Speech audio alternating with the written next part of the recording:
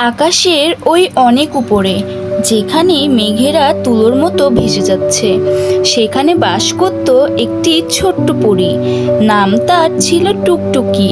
অন্য পরীদের মতো তার কোনো জাদুকারি কাঠি ছিল না, ছিল না কোনো ঝলমলে পোশাক।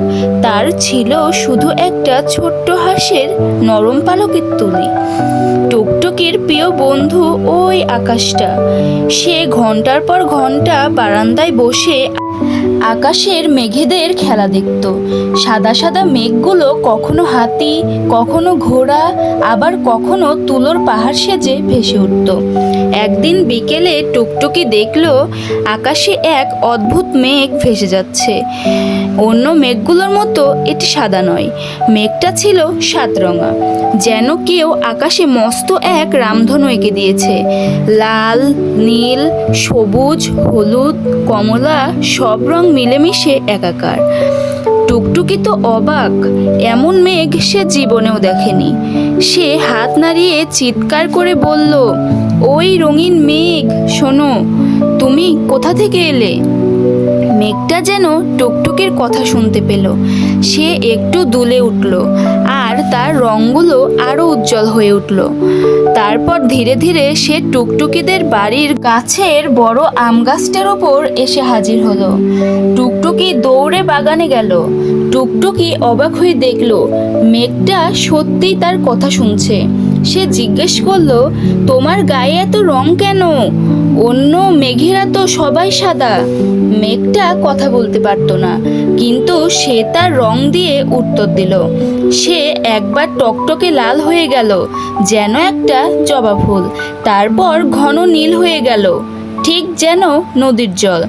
আবার হলদে রং ধারণ করলো, যেন একটা সূর্যমুখী। টুকটুকি বুঝে গেল। সে হাততালি দিয়ে বলল, বুঝেছি আমি, তুমি পৃথিবী থেকে সব সুন্দর রং ধার করেছো, তাই না? মেঘটা খুশিতে দুলে উঠল। সেই থেকে টুকটুকি আর রঙিন মেঘের বন্ধুত্ব হয়ে গেল। প্রতিদিন বিকেলে মেঘটা আসতো টুকটুকিকে নতুন নতুন রং আর আকার দেখাতে। টুকটুকিও তাকে তার সারাদিনের গল্প শোনাতো। কিন্তু একদিন মেঘটাকে খুব ফ্যাকাশে দেখাচ্ছিল। তার রঙগুলো কেমন যেন ফিকে হয়ে গিয়েছে। সে তার আগের মতো উজ্জ্বল ছিল না। টুকটুকি চিন্তিত হয়ে জিজ্ঞেস করলো, কি হয়েছে তোমার বন্ধু? তোমার রঙগুলো তো ফ্যাকাশে কেন? মেঘটা তার ফিকে হয়ে আসা নীল রং দিয়ে নদীর দিকে ইশারা করলো।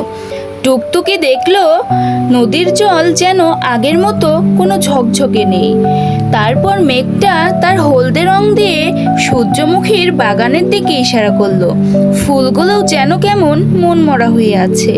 টুকটুকি বুঝতে আর বাকি রইল না। সে মেঘটাকে বলল, তুমি রঙগুলো ধার করেছো, কিন্তু ওদের তো এগুলো ফিরিয়ে দিতে হবে, নইলে ওরাও তোমার মতো ফ্যাকাশে হয়ে যাবে। মেঘটা যেন এই কথাটাই শুনতে চেয়েছিল। মেঘটা ধীরে ধীরে নদীর উপর গেল। তার শরীরের নীল রংটুকু ঝরঝর করে নদীর জলে মিশিয়ে দিল। সঙ্গে সঙ্গে নদীটা আবার ঝলমলে হয়ে উঠল। তারপর সে সূর্যমুখীর বাগানে গেল। তার হলদে রংটুকু ফুলগুলোকে ফিরিয়ে দিল। ফুলগুলো খুশিতে হেসে উঠল।